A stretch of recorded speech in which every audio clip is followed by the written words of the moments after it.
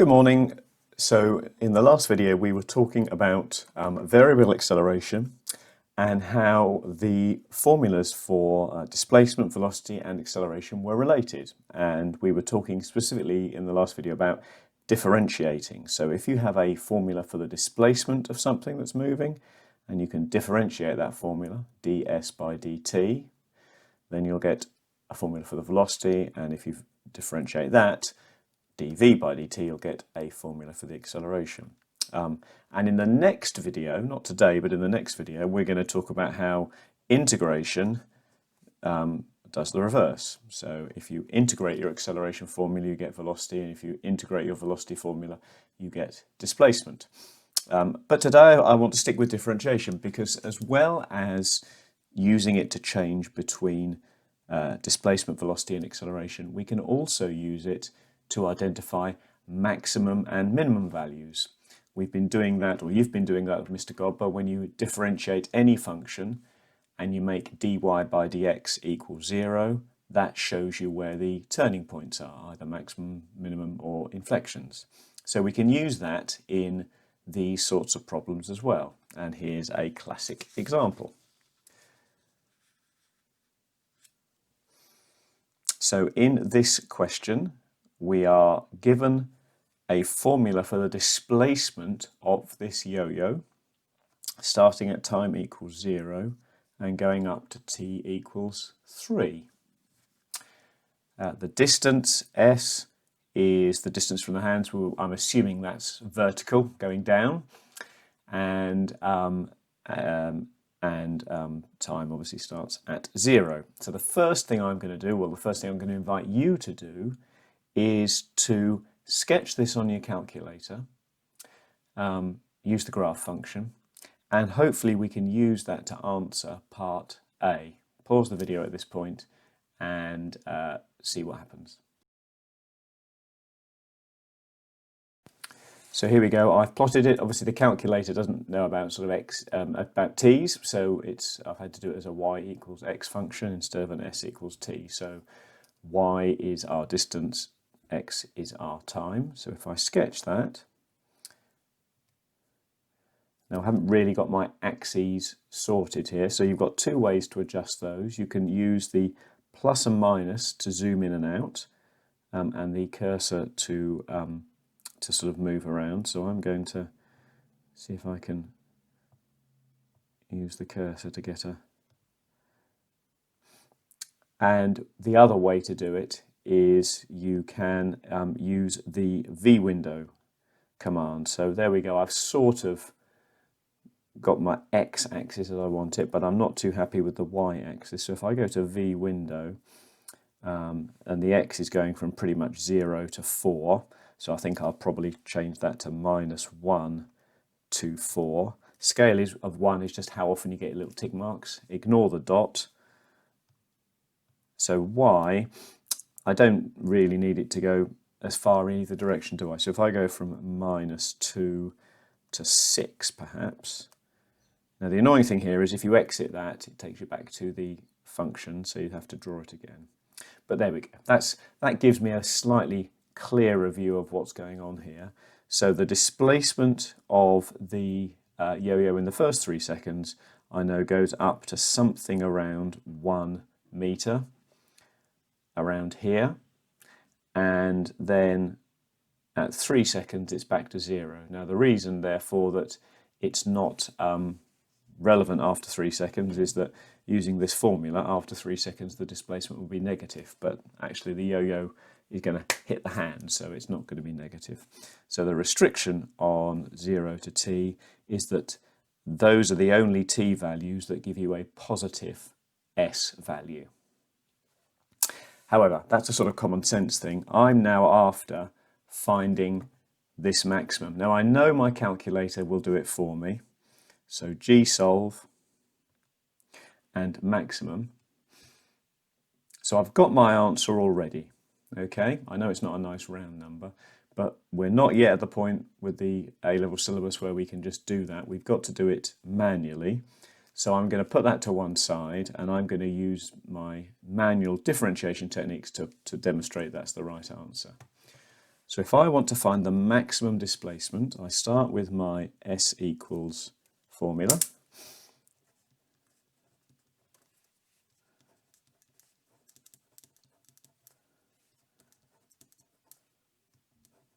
And I differentiate it. So when we differentiate a y equals function, we get dy by dx. Here we're differentiating s is something to do with t, so that's ds by dt, which we also know gives us a formula for velocity, but we're not interested in that. We're interested in the maximum displacement. So when you differentiate that, it just becomes 0.6.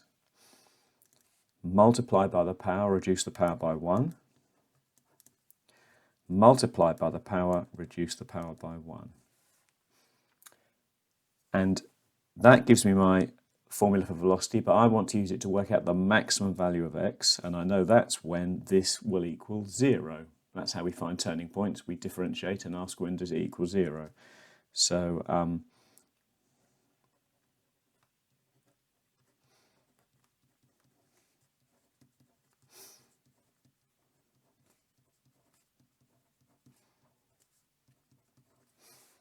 that's a quadratic, isn't it? I'm going to line it out properly.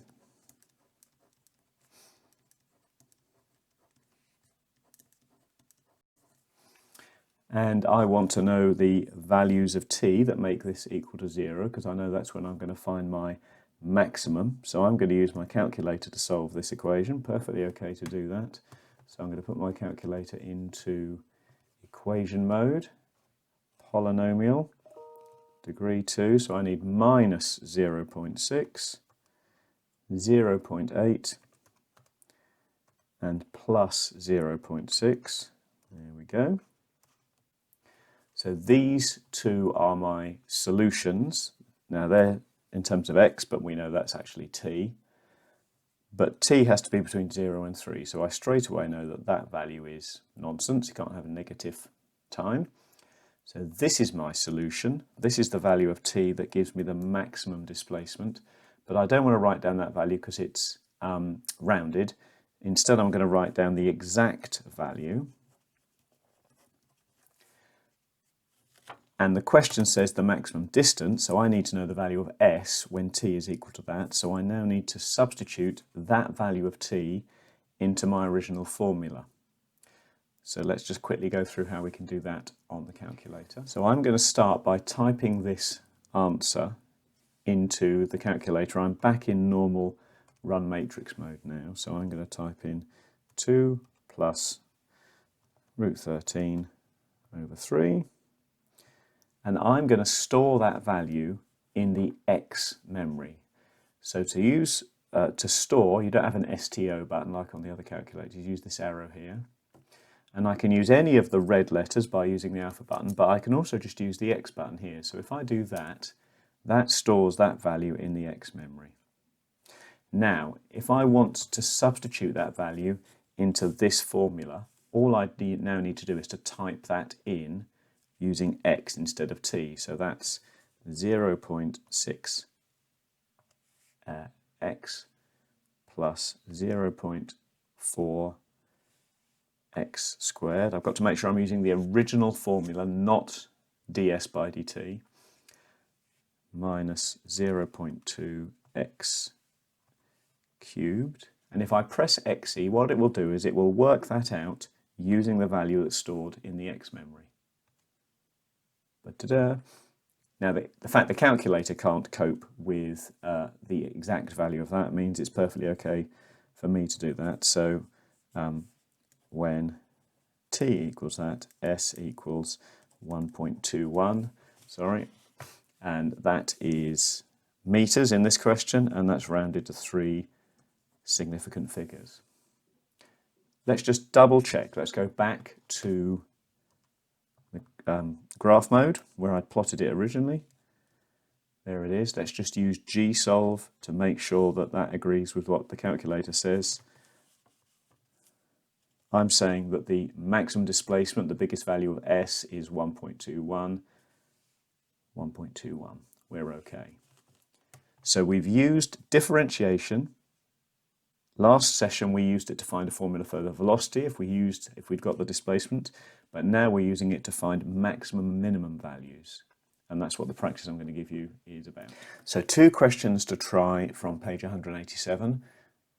Question 1 in exercise 11C, very similar to the one we've just done, except they plot the graph for you, and we're looking for a minimum value, not a maximum value. But the technique is identical, because whether it's maximum or minimum, ds by dt will equal 0. So you're going to differentiate this, make your ds by dt equal to 0 and find the value of t that works for that. You'll again have a quadratic, and you can use your calculator to solve that quadratic.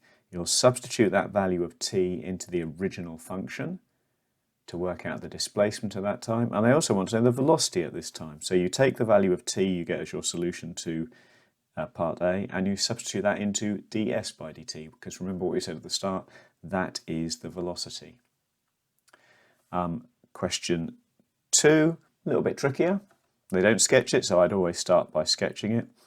You've got a couple of explain why questions, so hopefully a graph will allow you to explain that. But then you've got to find the maximum displacement of the body. So again, this is the maximum of the graph that you'll get when you plot that. So you're going to differentiate this. The only slightly trickier thing is that when you differentiate this, you're going to get a cubic. I'll leave you to have a little puzzle about that. You can ignore the hint, because the hint is written to people who don't have a graphical calculator to help them. So just 2 questions to try today, and then we're going to stick with this tomorrow and look at some slightly trickier questions. I did say I was going to get through this in 2 weeks, and actually I think it's worth dwelling on it a bit longer, so we will leak into next week because, well, for no other reason, it's good practice of differentiation, and then next week integration. But there we go. Hope you're well, and I will see you again tomorrow.